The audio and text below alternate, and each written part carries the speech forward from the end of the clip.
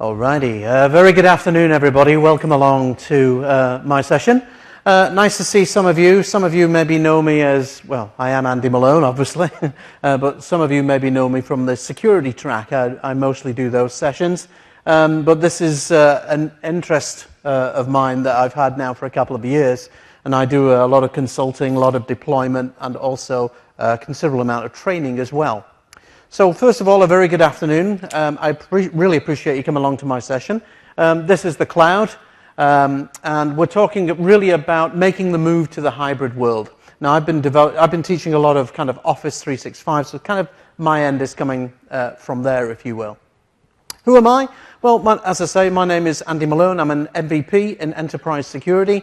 I'm also a Microsoft certified trainer of 18 years. God, you don't get that for murder nowadays. I live in Scotland, so are there any non-English speakers in the room?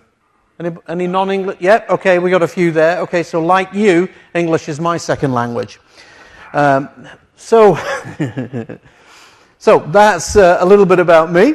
I live in Stirling in Scotland, which is home of William Wallace, if any of you know about that. And yes, I do have an alarm clock that every morning I wake up and it goes, freedom! Okay, so... So, the agenda, what we're going to talk about. We're going to talk about making the move to the hybrid world. So what's involved? What is hybrid anyway? I'm sure you've heard these words kind of thrown out over the last few days.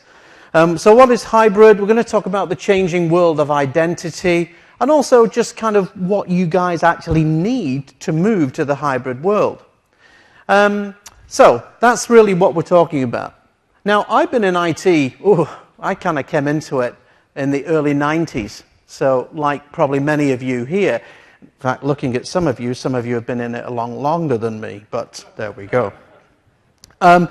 Anyway, so you'll be very, very familiar with this kind of model. This is the classic client-server model, okay? So the classic client-server model dictates that you have a central server and you have a number of clients typically connected to that. Now, the thing about this particular model is this was fine 10 or 20 years ago, but today life is very, very different. Life is different because we now have a whole multitude of devices, whether you're looking at bring your own device or whether you're looking at working with a laptop or a PC, or maybe you're even looking at connecting over the internet through a kind of standard web browser. I was actually involved as one of the very early trainers or one of the very early instructors for Office 365, and we kind of went on a train the trainer event, and then we were let loose, if you will, around the world. So this is what we're kind of going to talk about here. We're going to talk really about the infrastructure. Now, as I said, the infrastructure is considerably more complex these days. Have you ever walked into a server room like that? Oh my God. Okay. So the life that we live is considerably more complex than what we've seen in the past. So what does this mean for you, the IT pro? Well, I'm not a Microsoft employee, so I can actually tell you the truth. Because one of the things that they say about MVPs is MVPs real-world answers. And for me, I see Microsoft kind of going in two ways. And I'm sure you guys do too. So very much the idea of, you kind of feel that we're going back a little bit, don't you? It's almost like going back to the old days. Remember back to the old kind of mainframe type days. Remember those? So we're kind of looking at where, for the small business, so if you are a small or a medium-sized business, the chances are that you may not have an infrastructure at the moment, or you may not want it. But getting a bit of feedback there. But where if you are a very large organization, you've probably invested quite heavily in your infrastructure and you don't want to lose that. So again, also for compliance reasons as well, if you want to move to the cloud, that's great. But for maybe compliance reasons, you want to keep certain elements on-prem. And that's what we're talking about here. So in this hybrid world, size really does matter because you need to make the decision. So whether you're a one-man band, now the one-man band, of course, he doesn't care. He's a Joe Soap, he's a Bob the Builder. He can just go into Office 365. He's got no infrastructure requirements. Small business, again, we're talking about migration. But when we start talking to the fairly medium-sized, large-scale businesses, these are the guys that have invested heavily. These are the guys that have got Windows Server 2008 R2 or are thinking about putting in Windows Server 2012. So you want to kind of don't lose your investment, if you will. So I'm sure you've all heard about Office 365. The Office 365 bandwagon has arrived. So for small, medium-sized businesses, this is perfect. You can jump on board right away without any kind of setup. So if you're a consultant, ka-ching, ka-ching, you can make a lot of money out of this. However, the changing world of software dictates this. It's not a case of if we want to move to the cloud anymore. It's a case of that many software vendors are changing their licensing models. So Microsoft are doing it with Microsoft Office, Adobe are doing it, and many others. So the idea is you don't actually own the software anymore. You're essentially subscribing to that software. So, and obviously that is going to dictate on how you're going to run your business a little bit as well. So the benefits of that, of course, is the user always gets the most up-to-date version.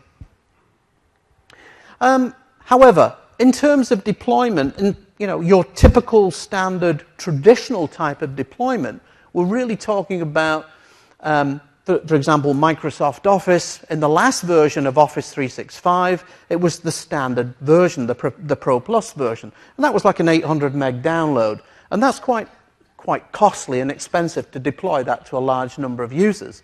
Whereas the version today we have is kind of an app V version, kind of that thin, kind of streaming type version, which is pretty cool actually. The benefits of that, of course, is that you can always have the latest version. Okay, so benefits of migrating to Office 365 seem pretty good.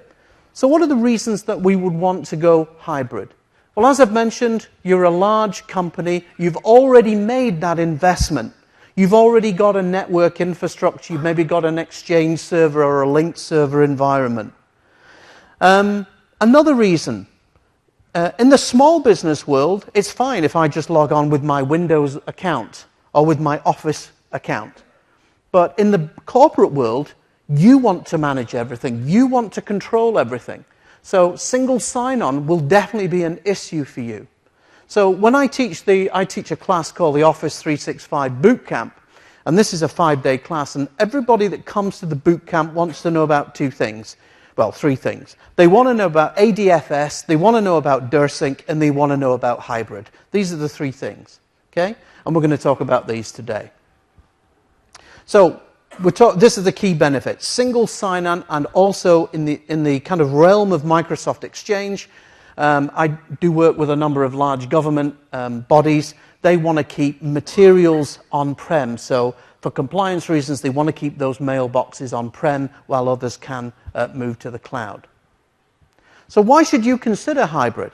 Well, as I've mentioned, some of these already, they want to maintain that control. Single sign-on is definitely the big kind of reason here. So how do we actually accomplish hybrid? Well, it doesn't really matter whether your Active Directory is your Active Directory. So we're really talking about hooking, if you will, into the cloud. So we need to have something called a federation trust. Now, if you learn nothing else here at TechEd this week, one of the big skills that you need to learn about is Active Directory Federation Services. Now, one of my colleagues, John Craddock, does a fantastic session on ADFS. I don't know if he's doing it this week, but he did a set of videos, and they're on TechEd Online. Definitely have a look at those if you get a chance. Okay, so you get this federated trust model, and essentially there are a number of different technologies. I mean, today I'm just talking about Active Directory Federation Services, but there are others. So when we talk about federation, we're not just talking about business to business. We're potentially talking about a business into the cloud. And I mean, today, yes, we're talking about Microsoft, but to be quite frank, it could be anybody. It could be Google, it could be Amazon, it could be Salesforce, any of them. Okay? The principles are pretty much the same thing. You want to maintain control. So if I go and open an Office 365 account today, Microsoft has control of that, okay? So they control my password policies. They dictate on how many characters I can have for a password, and so on. In the corporate world, you want to maintain control of that. Other things as well, we mentioned that compliance. So with Exchange, in the terms of Microsoft Exchange 2013, 2010, for example, I'm sure for those of you who work, just show of hands, who uses Exchange? Anybody use Exchange? Okay, so huge amount, great. So, of course, when you go into, let's say, Exchange 2010, the Exchange Management Console, you'll see on-premises. So with hybrid mode, you get that in-cloud tree as well. So the idea is that you can dynamically move mailboxes between on-prem and on the cloud. And the idea is the cloud is essentially just an extension of your own network, which is really what it should be. So you can do a native mailbox move, and also a key thing as well, people often talk about security with the cloud. So all your data, mail, for example, in the cloud is all secured through BitLocker. Any kind of communication between Exchange Online and Exchange On-Prem is actually protected through the use of Transport Layer Security, EAP TLS. But there are other benefits as well. This is kind of a good kind of comparison. Now, when we talk about, I suppose hybrid isn't the word here, it's kind of coexistence.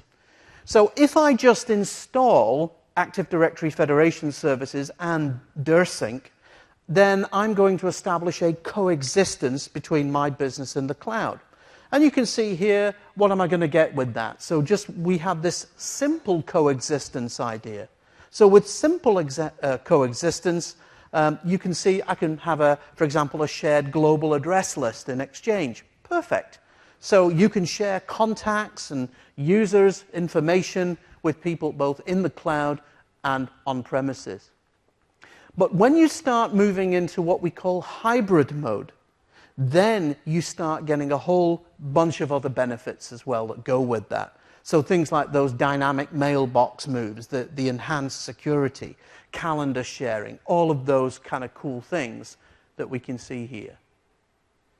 So, preparing to go hybrid. What's involved? Well, really, it's just about information gathering. And a lot of it determines actually what size the company is. So if I go into, just go into here, I've got a couple of pages that I would go to. First place, if you're any consultants in the room, by the way, show me a few hands. Okay, so we did a security panel. In fact, actually, it was in this room in 2009, and a lot of people said to me, you know, why should I move to the cloud? Oh, I don't want to move to the cloud. Oh, no, I want to keep it all control. I like control. I want to keep it here. So then you start realizing that Microsoft have actually come along a really long way with their cloud experience in terms of security. So much more emphasis on security, and that favorite word that they use all the time is compliance. So if you're selling a solution to your customers, or you're implementing a solution, this is the first place. This is the Office 365 website. So of course what I want to do in here is I want to go in and say, okay, I can take this is obviously for the home and the business. You can see I can go into the business here, and you want to take a look at the business plans. So you want to say, okay, what size of business are they, mid-size, enterprise, and so on. So for the benefit of most people here, I'm kind of focusing on the enterprise plan here, because this is really the one that we've got the full hybrid capabilities. And you can go and you can set up a 30-day trial in here. In fact, I've got so many 30-day trials, I probably think I'm running the Microsoft data center. Okay, I'll come back to that one in a second. Now, there are a number of great third-party tools. This is one, Binary Tree, do a list of really cool stuff. What I'm going to do is, you can follow me, by the way, on Twitter, at Andy Malone. That's my Twitter name. And you can, I'm going to post a SkyDrive link. So probably at the end of today, because I'm doing kind of 3 sessions in a row here, I'm going to put all my stuff on a SkyDrive at the end of the day, and I'll advertise that on my Twitter account later. So planning is everything. So we've got a number of planning tools. The MAP toolkit, the Microsoft Assessment and Planning toolkit, fantastic. You've got the Office 365 migration tools.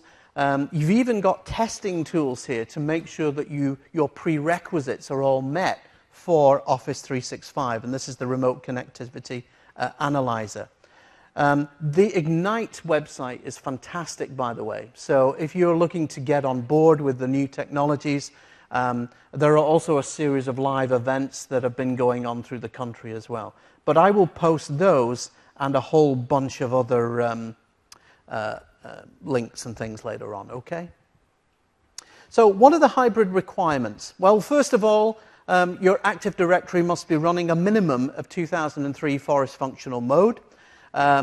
You need to purchase a digital certificate, a digital SSL certificate, and depending on the size of your company, you need to think about, okay, if I said to you, what's a wildcard certificate, anybody? Why would I use a wildcard certificate? Shout it out. Internal and external domains? Possibly, yes. Internal, external domains, subdomains, yes. So if you want to have, if you're a fairly large organization and you want to use subdomains, this is quite useful, okay? And we'll talk about domains in a moment. So live DNS, you need to have that live DNS name. External SSL certificates. All users must have a valid UPN, a user principal name, aka email type address, SMTP type address. Okay, so you must have that.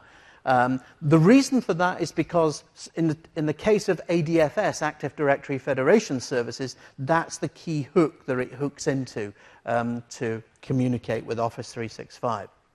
DirSync. So DirSync, the directory synchronization tool, there's two versions currently available on the market. There's DirSync, these are all free, by the way.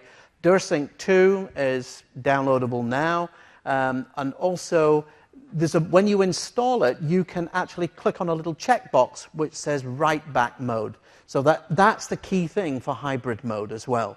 So DirSync is a very, very simple tool. It goes, it gets, it goes, it gets. That's all it does. It just goes and it pre-populates Office 365 with your users from Active Directory. But it doesn't send anything back unless you click that little checkbox.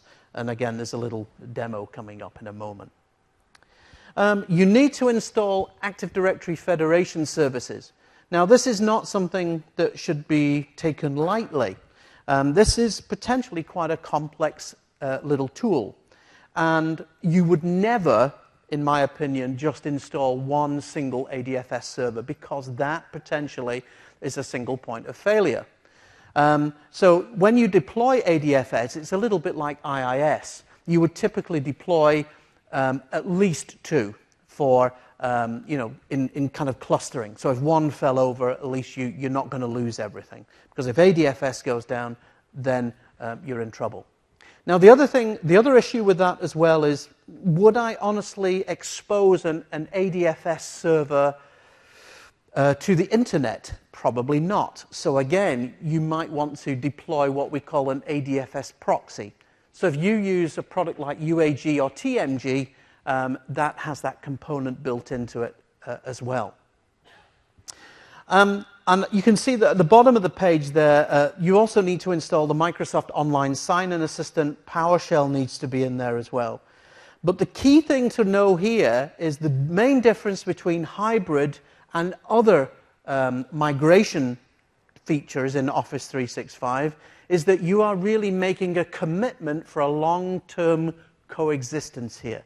So that's the first thing. You are making that commitment for a long-term coexistence. You've got to remember that. So the hybrid process itself, so stage one, sign up for Office 365, register your domain name, and it has to be validated as well. So when you register that, either in Office 365, you will get a little validation number. It's like kind of MS equals MS, and then you get this unique verification number. So that has to be verified in Office 365. So if you get the small business version, it's all very nice through a wizard. If you use the enterprise version, then PowerShell is your friend, I'm afraid. So you need to really get your act together with PowerShell. Deploy Office 365 DirSync, and also for hybrid mode as well, you also need to deploy a minimum of a CAS server. So irrespective of what the customer has got on-prem, so of course I'm in hybrid mode, I'm just talking about Exchange here. So in hybrid mode, you really need to, it doesn't matter whether the customer's got an Exchange 2003, 2007, 2010, any of those, perfect. So what you need to do is you need to deploy what we call a client access server role. That needs to be running a minimum of Service Pack 3 now for this latest release of 2013 as well. Then, of course, you can run the hybrid wizard. Good luck with that, by the way. Okay. Okay. A couple of years ago, I was, when we were teaching this course, I got an email from Microsoft saying, hey, we're running the hybrid wizard. I went, okay, let me try that. Okay, it failed. Believe me, PowerShell is your friend, okay? Learn PowerShell. It might be a painful experience, but actually the nice thing about Office 365 and Windows Azure PowerShell is that the commands are really common sense and they just stick right out. So very, very easy to learn. Okay. I'm not a fan of wizards, I'm sorry. Unless it's Harry Potter. So planning for hybrid. So what's involved with planning for hybrid? Okay. So what are my identity options? So small business, you can go, obviously you need to decide on the identity. So if you're a small business, you've got to say, okay, do you need single sign-on? If you don't, that's fine. This guy can just log in through the portal. Okay? However, in the more complex world, of course, you want single sign-on. You want to use the same credentials. You want to authenticate users on premises. So in that case, this is where we start getting into ADFS and directory synchronization. So those two tools basically get your user accounts from over here on your Active Directory, and it basically populates them in Windows Azure Active Directory. And that's another thing, by the way. Windows Azure Active Directory you need to basically populate that. So you can either populate that manually, good luck with that, or you can use an automated tool like this. Okay, so what am I, in terms of identity architecture integration options? You can have none. So there's no integration, small business, perfect. You just log in through the portal. The next thing is, okay, I need to get my user accounts from Active Directory into the cloud. So how do I do that? Well, essentially you need to install DirSync. Now DirSync, Directory Synchronization Tool, is just a very, very simple piece of tool. You just install it on a member server in a domain, not a domain controller, by the way. And essentially all it does is it makes the connection to Active Directory, and it basically pulls the accounts into Office 365. And that's all it does. It goes, it gets. It goes, it gets. That's all it does. You still need to obviously license those user accounts in Office 365. So DirSync. Okay, so get those user accounts into Office 365. The third option, and the big booner, if you will, is obviously Active Directory Federation Services. So here, this is where you basically have Active Directory Federation Services, which is essentially acting as what we call a man in the middle, but it's a nice man in the middle. So this is a guy, basically, I'm going to basically stand in the middle between these two organizations, and essentially it uses a secure token passing service. So these tokens are essentially written in what we call SAML format, Secure Accounts Markup Language. Now there are other types of tools that you could use as well. So if you're using third-party tools, there are other types which we'll talk about, other protocols rather. But this is kind of the one we're looking at here. So this SAML token, basically, you have an outgoing SAML token, which basically says, Bob Smith here is a member of your domain, and yes, I'm going to give him the rights to log on to Office 365. So when Bob tries to log in, it looks at his token, it goes, yep, okay, this looks okay. It passes the token to Office 365. 365 says, yep, you look like a valid user. Here's an acceptance token, and then Bob can get a connection. So, and you can see it's all about establishing this trust relationship. Now, I had a guy in class the other week, and he said to me, Andy, does this mean that I'm actually exposing my Active Directory to Microsoft Office? To Microsoft? Of course not. Essentially, what you're doing, it's like a number of attributes. So you're basically it's like a phishing line. You're hooking in to Windows Azure Active Directory. So you're not basically, it's not replicating your entire Active Directory to Microsoft. So on the subject of Windows Azure, by the way, is the directory service provided. Well, it's one of the services that Microsoft provide. So Active Directory, basically identity in the cloud, is how to get an on-premises environment talking to a cloud-based application. So a cloud-based application in this case is Office 365. So we need, basically, the cloud application will typically use different passwords, different usernames, and so on. So what is Azure Active Directory? Is it Active Directory? Well, not really. For some reason, they called it Active Directory. This is my opinion, by the way. Active Directory is actually a kind of a customized version, if you will, of things like Active Directory Lightweight Directory Services, or ADAM, as you may know it previously. It's got a bit of SQL in there. So what's the difference between this version of Active Directory and your version? Well, in your version on-prem, you can have one instance of Active Directory. In Windows Azure Active Directory, there are many instances. So you are all tenants in Active Directory. So every Office 365 customer is a tenant in Active Directory. So basically what it does, it extends your Active Directory or components of it into Office 365 or into Windows Azure. Incidentally, when I'm talking about hybrid mode here, by the way, ADFS and DirSync are the same for everything. So it doesn't matter whether we're talking SharePoint, whether we're talking Lync, whether we're talking Exchange, the principles are all the same here. So this is kind of the core groundwork, if you will. Okay, think of it like a hook. That's the way I think about it anyway. So, as I mentioned, the nice guy in the middle. Now, if you're running Windows Server 2008, 2008 R2 64-bit, then ADFS, you can install it on your network, which is fine. Perfect. You can download ADFS 2.0. If you're running Windows Server 2012, ADFS is running 2.1, so it's a slightly higher version, but they're both pretty much the same. So basically what this does, it provides the SSO, that single sign-on component for you guys. It provides on-premises policy and control. It works with a single Active Directory forest. So Andy, does that mean if I've got a company or a large organization with multiple forests, can I use this tool? Yes, you can, but again, you would do that through the guidance of Microsoft. Okay? They've got very nice people that will help you do that. Again, you must have a third-party SSL certificate, and you also need to establish that relaying party trust between Office or Windows Azure.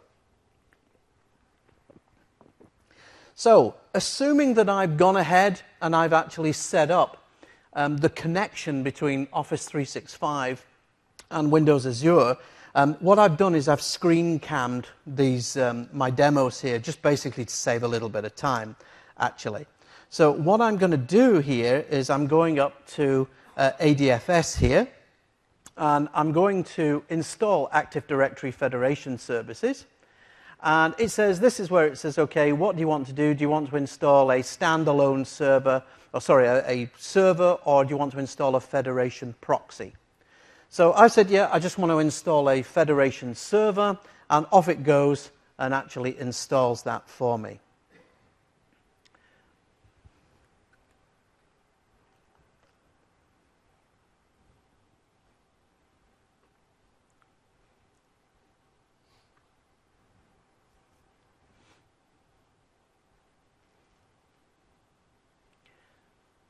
So once we've installed ADFS, we then need to think about that certificate. So, of course, the connection is between on-prem and in the cloud. So, of course, internally, we also need a digital certificate here. So I'm going into IIS here, and I'm basically going to set up a port 443 with an internal SSL certificate. This will then allow me to configure Active Directory Federation services.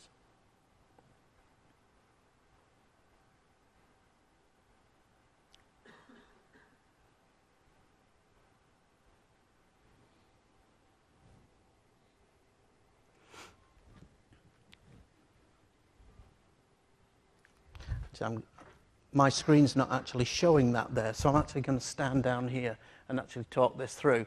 So basically what we can see here is I'm calling it onprem.local here. I'm going to put in just a friendly name for the certificate. And then once I've got that in, I'm going to then click Finish.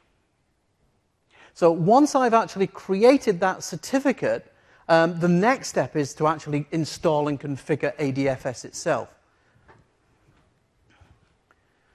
Okay, so that's my 443 SSL certificate. So when I now install ADFS, they can now talk to each other. Cool.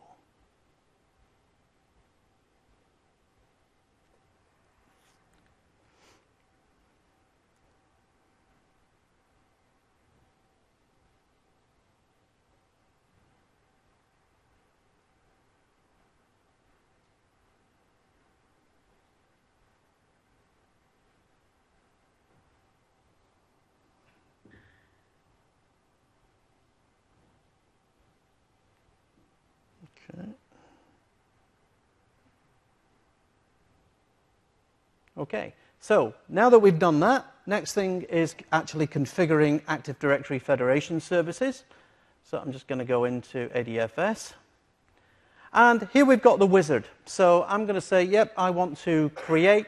And it's saying, okay, what do you want to do? Do you want to create a single Active Directory Federation server, or do you want to join? So do you want to create an additional service?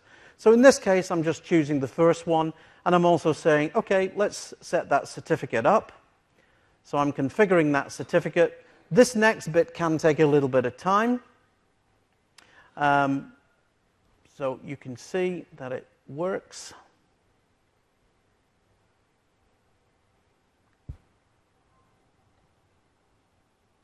Perfect. So ADFS is now configured for SSL connectivity. Perfect. Okay. So, now, authenticating into the cloud with single sign-on. This is done in a number of ways. So first of all, we've got Bob here down on the left. And Bob wants to basically get access to Office 365. So he knocks on the door of Office 365, and it says, you know, I'm sorry, I don't know you. So, okay, Bob has to go back, and he tries to say, okay, let me log on to your platform then. And the authentication platform says, you know, I'm sorry, I don't know you. So you need to talk to your local ADFS server. So he checks to see if you've been authenticated and if you're, more importantly, authorized. So he says, yeah, that looks good. And he presents him with an outgoing SAML token, which he now takes to the authentication platform at Microsoft. And of course, Windows Azure says, yeah, that looks pretty good, and provides him with an authorized token. So he takes that token, goes back to the application, Microsoft Outlook, and it says, yeah, perfect, you're in. So in terms of provisioning, Okay, so that's the first part, the identity. So with ADFS, you need to get that server in place. The next thing then is provisioning the platform. So you can see here there are a number of different scenarios for provisioning. And there are a number of different mechanisms that you can use in order to provision your users. Okay. So there are, I'm talking about DirSync here. You may want to create your own piece of software using OAuth or something, some other type of protocol. So what is DirSync? So DirSync does a number of things. It provides and enables coexistence.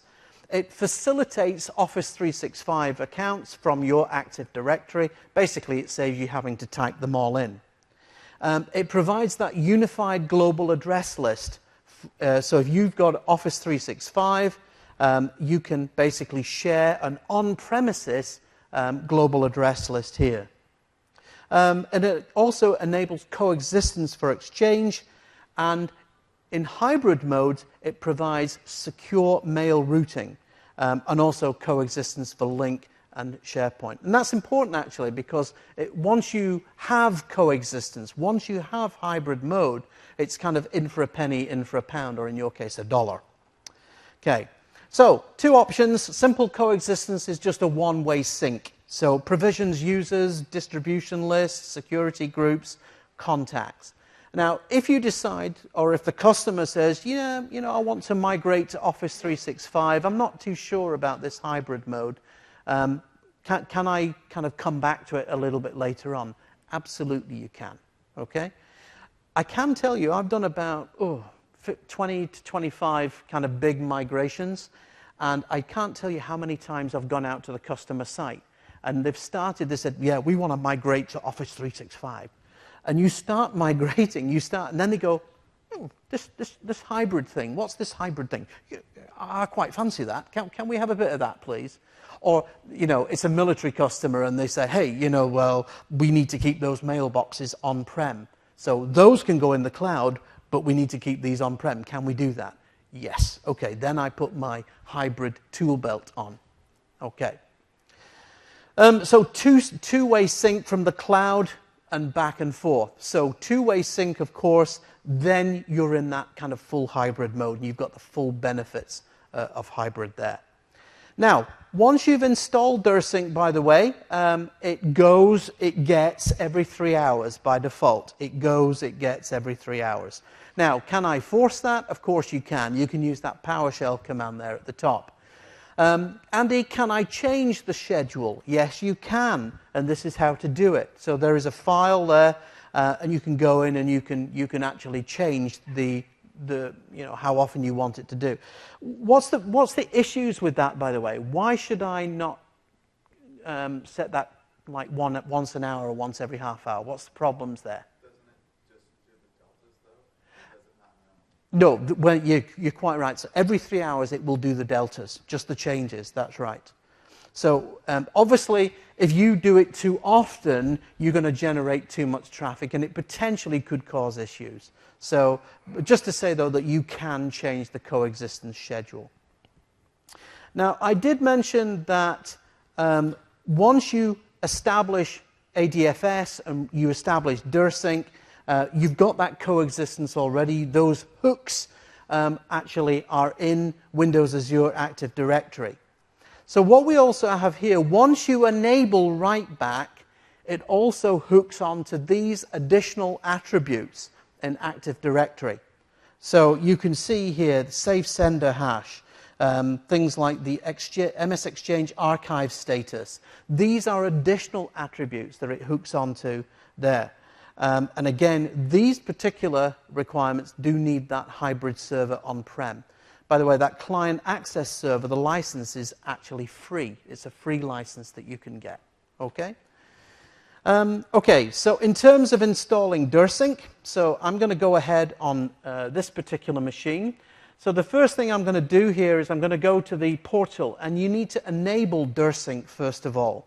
So once you've enabled it, that's it. It's an irreversible action. You switch it on, and that's it. Okay. The next thing is you need to actually download the DirSync tool from the portal. So I'm going to go ahead and do that. Now, just while this is installing, by the way, just to say that this is the 64-bit version. Although the server can be a member server in the domain, a non-domain controller, the 32-bit version actually expires on the 1st of October this year. So if you've already deployed DirSync, you're going to need to uninstall it and install a fresh copy. So I'm going to go ahead and install it. Now, do you see that error message there? That just means that when you install DirSync, there's a 24-hour wait, and officially a 24-hour wait. However, in most cases, it's not 24 hours. So I just kind of went on a little bit further here. So here I'm putting in my credentials for both sides. So I need to put in my Active Directory credentials and also my Office 365 credentials as well, or my Windows Azure credentials.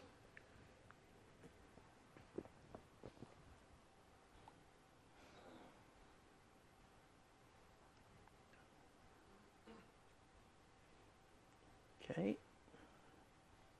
Yeah, and there's that, do I want to enable rich coexistence? So that's really important. You can tick that and saying, yes, I do. And off it goes.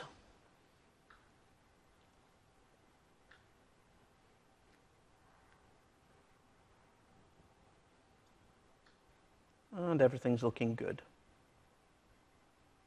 And that's pretty much it. There's nothing really much else to do.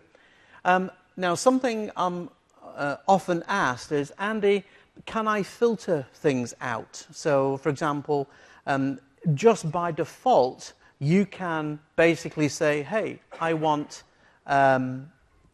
only want these OUs, or I only want these particular users. Is it possible to do that? Yes, it is. Okay. I've actually got a white paper, and I'm going to put it up on my SkyDrive, and it will tell you how to do that. The only issue with that, though, is do that very, very carefully. You know, tread very carefully with that one. So, hybrid, one giant leap for IT. We've installed Active Directory Federation services. We've got our digital certificate. You've set up DNS. We've just installed DirSync. Okay. So now what will happen is I can now go into Office 365 and all my user accounts will say synced, okay, or in sync. Now, a couple of issues. If I was syncing an account and a user on-prem then came to me and said, Andy, I can't get access into the cloud, the obvious thing would be make sure that you've obviously activated their account in Office 365. Make sure that you've licensed the account. And also any discrepancies with names, so things like the UPN name, if you've got that incorrect, when that synchronizes, it will cause an error. And essentially what it will do is it will create an on Microsoft account. So if that's the case and you find that user's got an on Microsoft account, it's because you've mistyped something.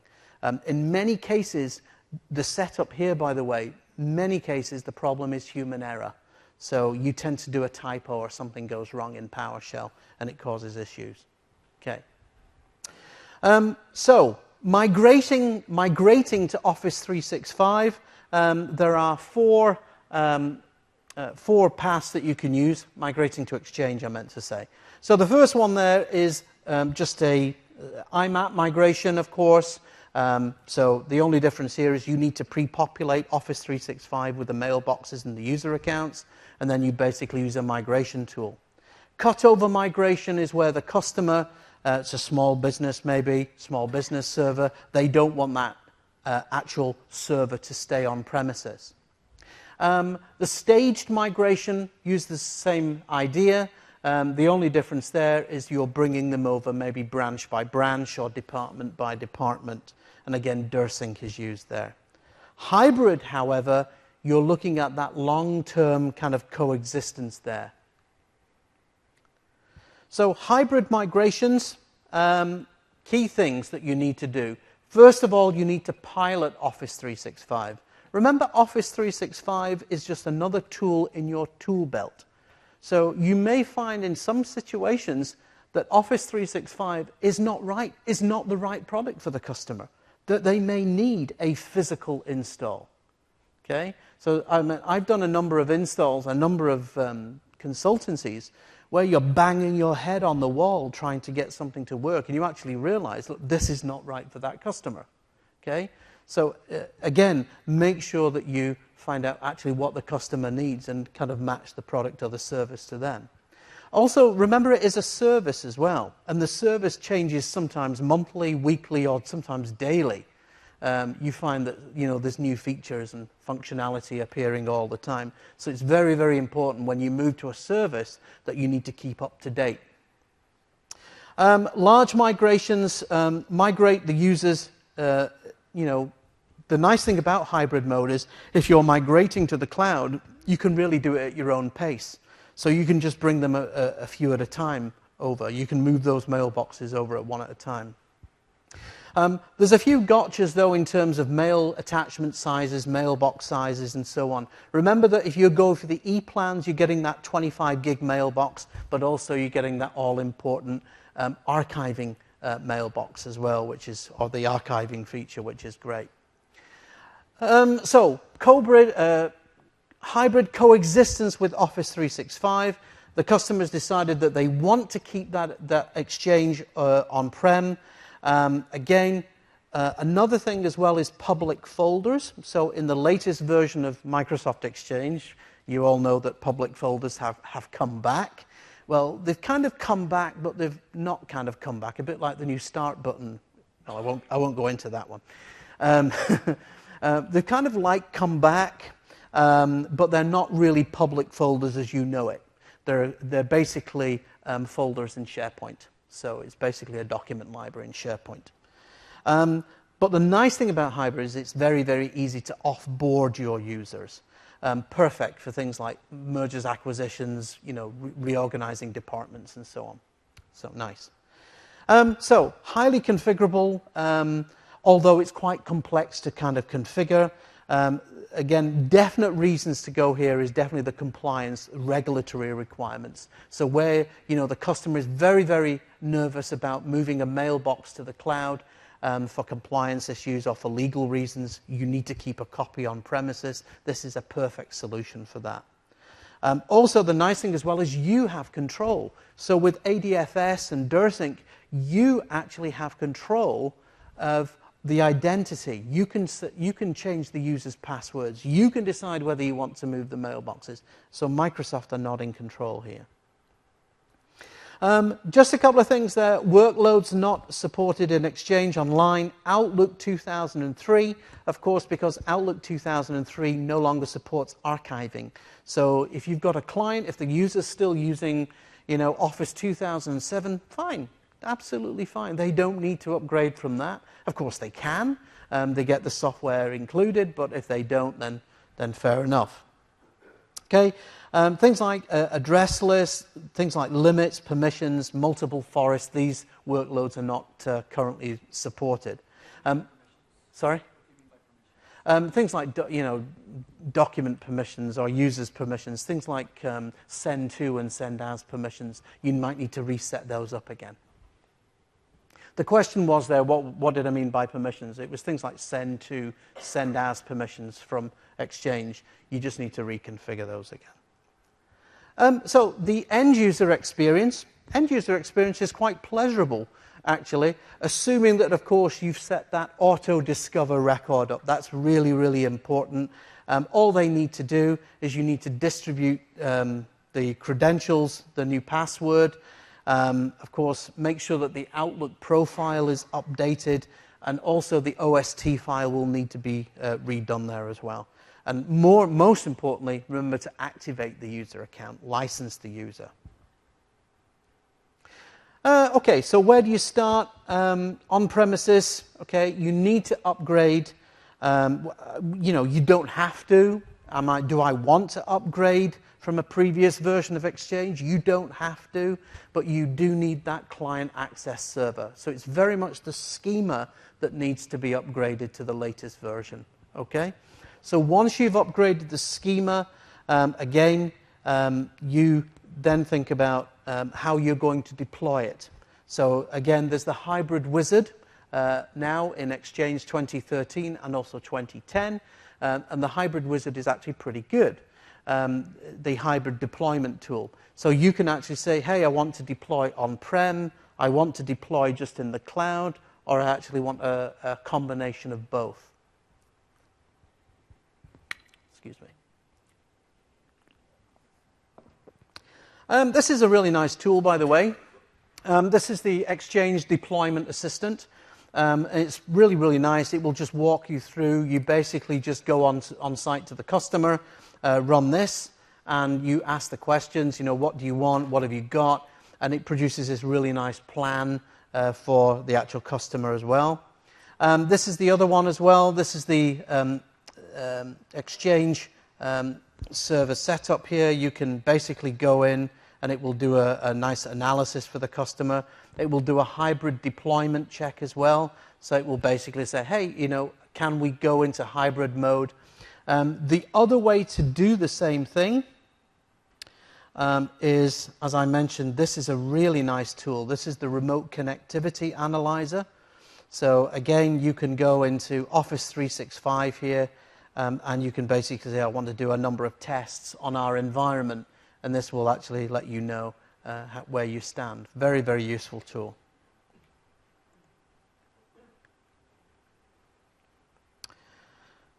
Okay, so the migration tool itself is launched from the Exchange Admin Center in Office 365. So again, just a nice little wizard-based process, but you know of my love and wizards.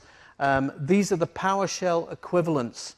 Hold on to these babies. They will save your life, okay? So again, these are great tools here. So you can do, if, for example, I want to move a mailbox, you can do a new move request. You can say get move request. You can show the statistics of the move, how many mailboxes have moved, and so on. The next thing that you need to set up, of course, is the hybrid wizard will actually go through this for you. You will need to configure the Microsoft Federation Gateway. Again, this is an identity service that Exchange talks to, and this basically runs over the internet.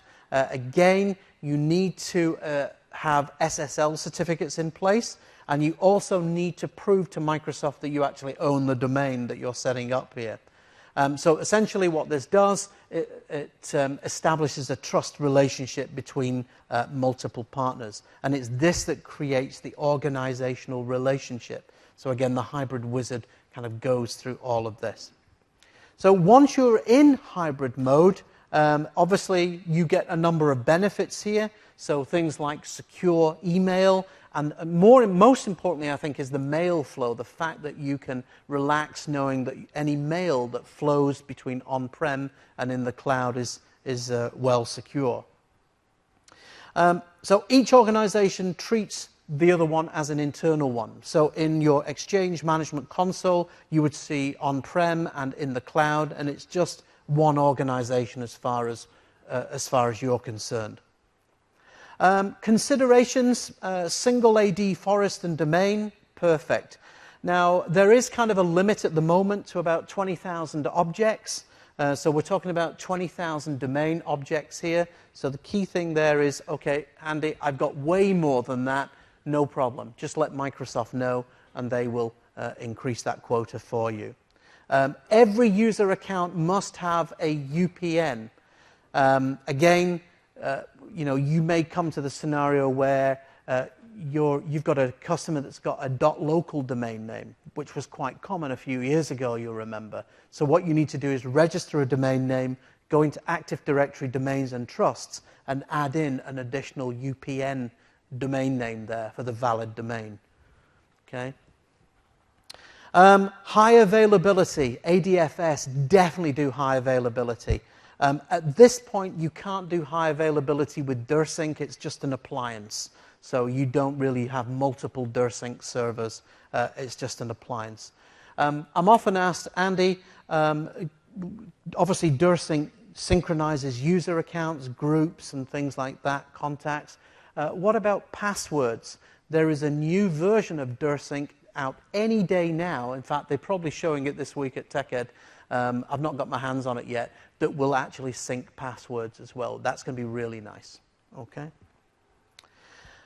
Okay, so for best experience, 2010, 2013 for the best experience. Mobile devices, again, it supports most of the mobile devices here.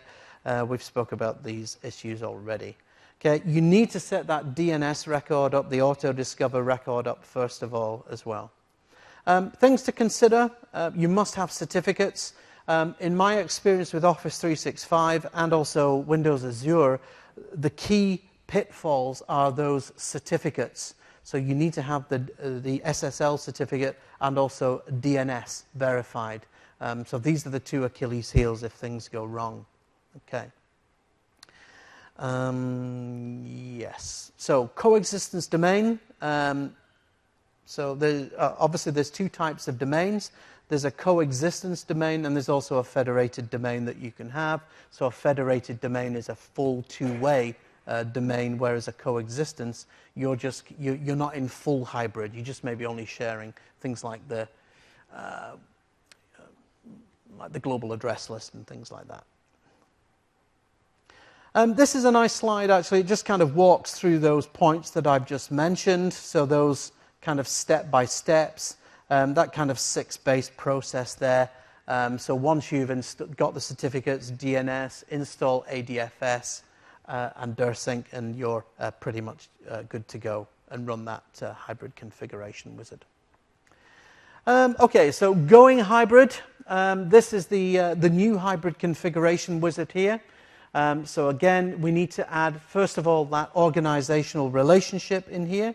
So we just go in and we run that. It establishes that organizational relationship. So once that's in, you can see you then get the elements in Active Directory. Those are extra components.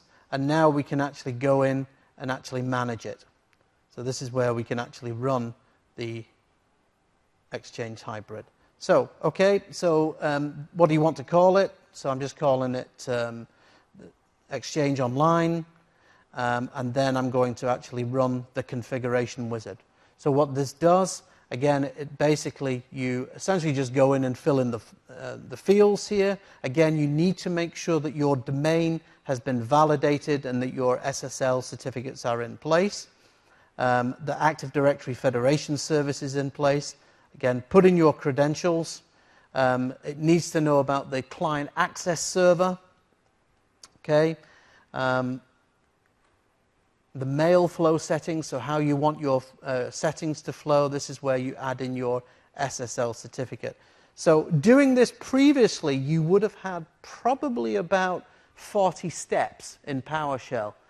Now through this wizard, it's essentially, as you saw there, just pretty much 10 clicks. Okay. So at the end of this, you can see these are the reports that you get. You can go into the reports. And this is really useful because again, because PowerShell is the very base of the things here. So if there are issues here, you can actually go in and drill down into this, and you can see if there's any problems and use PowerShell to actually fix it. So life in a hybrid world, what's it basically like? So if I go into Office 365 here, and if I go into my users and groups, you can see that I have now a number of users, and you can see that all my users are now actually synchronized. I've got a user here called Holly. So again, what I'm going to do is if I go into my Exchange, and you can see that in Exchange here, I've got a number of mailboxes, and this is showing me here that Holly's mailbox, prior to this, I've actually just moved her mailbox. So in Microsoft, in the Exchange Management Console here in Exchange 2010, you can see that at the top there, I've got my on-prem environment, and underneath I've got my in-cloud on Microsoft environment here. So I can now literally take a mailbox, right-click on it, and choose, hey, I want to create a new mailbox move request. Okay? So this is completely full hybrid now. And that's basically the steps involved.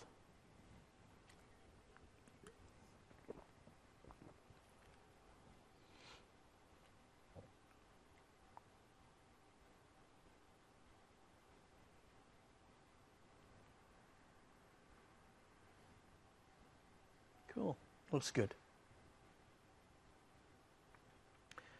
Okay, now we come to the gotchas. Okay, there's always gotchas. Plan and prepare. I cannot emphasize the importance of this.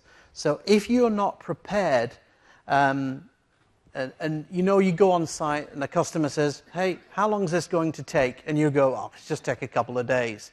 Don't fool yourself. This is a big job. Depending on the number of that we're talking about, this can obviously take weeks or months. Now, one of the nice things about the latest version of Office 365 is you can have up to 100 users up and running very, very quickly here. So plan and prepare is really important. Clean house.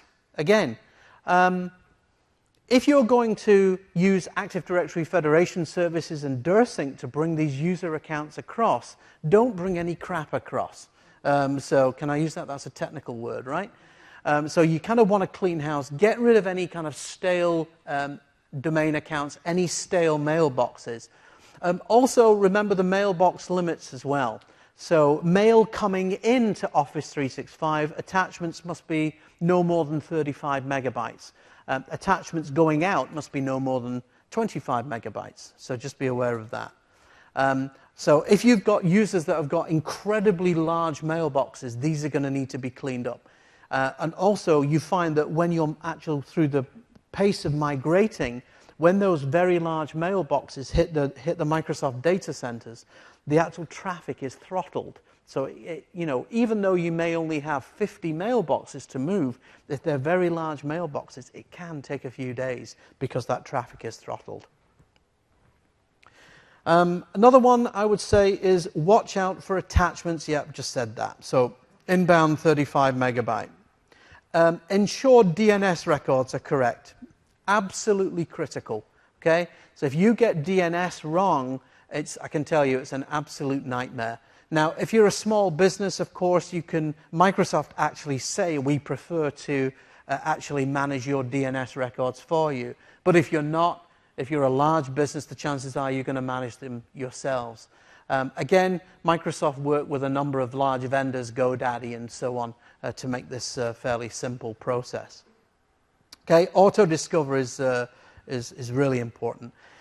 Now, patched. I turned up to a customer recently and I said, have you patched everything? Is everything up to date? Yes, absolutely great. So we started going through the hybrid wizard and everything crashed. It just would not work, wouldn't work. Nothing would come across. The PowerShell commands were really icky and horrible. And the reason was Exchange wasn't up to date.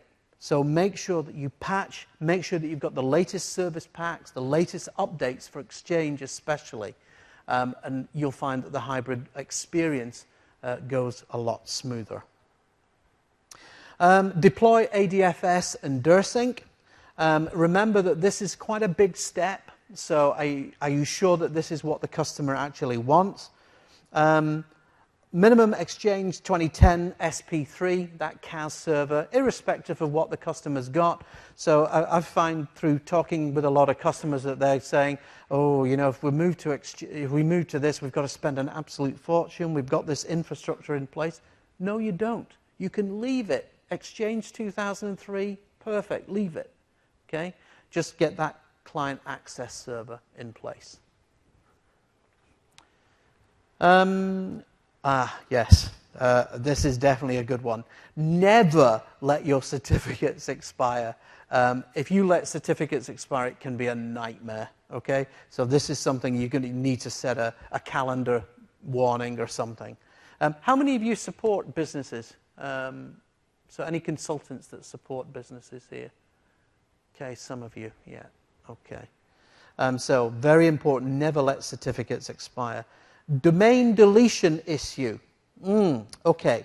Now, I mentioned that Windows Azure Active Directory, essentially everybody's a tenant in Windows Azure Active Directory.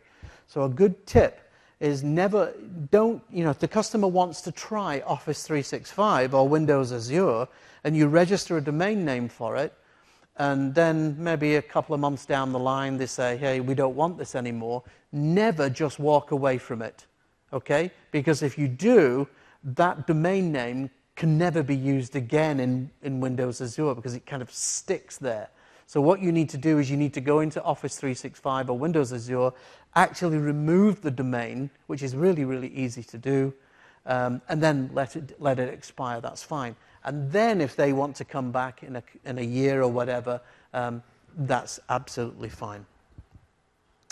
And drink lots of Red Bull and coffee. Do you guys get Red Bull here? Do you do that? Yeah? That's great stuff. That'll really wake you up. Okay, cool. I put in a list of tools here for going hybrid. So the deployment readiness tool, absolutely brilliant, by the way. There's also the get-exchange environmental report, a brilliant PowerShell command. There's also the Office 365 speed test. And you might think, that's ridiculous. Why would I use that? But if you're at the back of beyond, speed can definitely be an issue, especially if you want to go into hybrid mode. There's also a whole bunch of kind of third-party tools as well, Metalogics. Some of them are actually here at TechEd, so go down and have a chat with them. And again, make sure that you read the white papers. I don't know if the Ignite course is still running in the US here, but if you get a chance to go on that, definitely do that. That was really good. Okay. Okay, so quite a lot. Do we have any questions? I love questions. Let's have some. Hi. So you seem to imply that federated services are the preferred way of doing things. Mm-hmm. But for me, it seems like it's adding more complexity.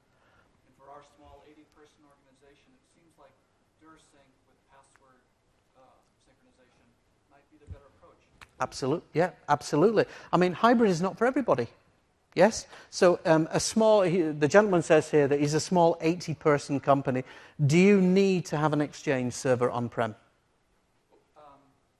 Yes, because we're going to do a piecewise migration to Office 365. Okay, so that's a staged migration. So you can still have kind of minimal coexistence. You don't need to have the full hybrid for that. So at the end of the day, you don't physically need that Exchange server, right? So that is a staged migration, and absolutely, it's much more simple for you. Okay? Any other questions? What's the meaning of life? Yeah, go for it. Right now we have an external customer or external service provider that's doing spam filters for us. Okay. If we move to Office 365, can I retire there? Absolutely. So you guys do all the spam? Absolutely. It used to be Forefront Online Protection for Exchange, FOPI. Now it's just Exchange Online Protection, and it's all in the same interface. Okay? The reason I set up an account, an Office 365 to demo, but I can't get back into it. There's something wrong with the account I was going to demo. That's why I'm not demoing it. But yes, it's called Exchange Online Protection. Now, depending on the plan that you're going to go with. So are you talking small business or are you talking... Okay, so basically a small business, depending on the plan that you go for, it's all done kind of internally, okay? So if I had Microsoft Outlook on a standalone machine with POP email, yes, I would go in and do my junk email filter, and it would filter out junk here. So when you do that in Office 365, it actually sends those rules to Exchange Online Protection. Now, if you've got an enterprise plan, so let's say an E3 plan with Office 365, you've got full access to that, and you can actually configure all the filters, and you can set whitelists and blacklists and things like that. Yes, sorry. I have a related question. Do you have any insight into how effective the Exchange Online Protection is compared to other offerings? It's actually very, very good. It's as good as anything that's on the market, yes. Yeah. That's something that Microsoft is... I mean, I'm a security guy, and it is actually as good as... it's like the free one. What's that free tool? You know, the home user tool. Essentials, yeah? I mean, that's got an incredible amount of respect in the industry. That's done really, really well. And it's as good as anything else. I mean, I normally have a rule. If it comes in a yellow box, don't touch it. So I'm glad to say that none of these things do. Yeah, that took a moment for that to ripple through the audience, yeah? Anything else? You know, I read the situation, does the MX record go to 365, or you still have a 20 internally? No, you still have an MX record. Yeah. But does it point at 365, or does it point at... Your auto discover points to 365, but your MX record is still your MX record. You still need to do that's your live DNS. What I've actually got is I've got some screenshots, and I've got like a walkthrough, and I've got all these videos as well. So in the videos, in the presentations, you guys won't get these, but what I'll do then, I'll stick them all on my SkyDrive. So I've got 3 sessions today right now. So I'm going to be running in a minute. Okay, so. At Andy Malone is my Twitter account. I will broadcast my SkyDrive probably later this evening, and feel free to go in and grab the stuff, okay? The other things that I've got here, obviously related content. I'm just about to go to a journey to the dark side, by the way, social networking, and I'm also doing 2 security things. The Inside Man, that's along there in the ballroom there. Tomorrow I'm doing 1984 21st Century Security Surveillance versus the Erosion of Freedom, which is a great title for a presentation, don't you think? So hopefully you guys can make it. Now, this evening, unfortunately to Tom, he was trying to get me to come along to do the Ask the Experts. I am already doing an ATE table today. It's the cybersecurity one. It's the yellow. So if you want to ask any questions about cloud or hybrid or anything, please feel free to come along, and I'll be more than happy to chat with you. And I do apologize for running away now, all right? But thank you very much. I really appreciate it, and thanks. Okay. Just a quick mention, by the way, I'll bring up the, you can obviously win goodies. If you fill in the evaluation. If you've loved the session, my name's Andy Malone. If you haven't, it's Thomas Lee. Okay? Thanks very much. A quick question. Cheers.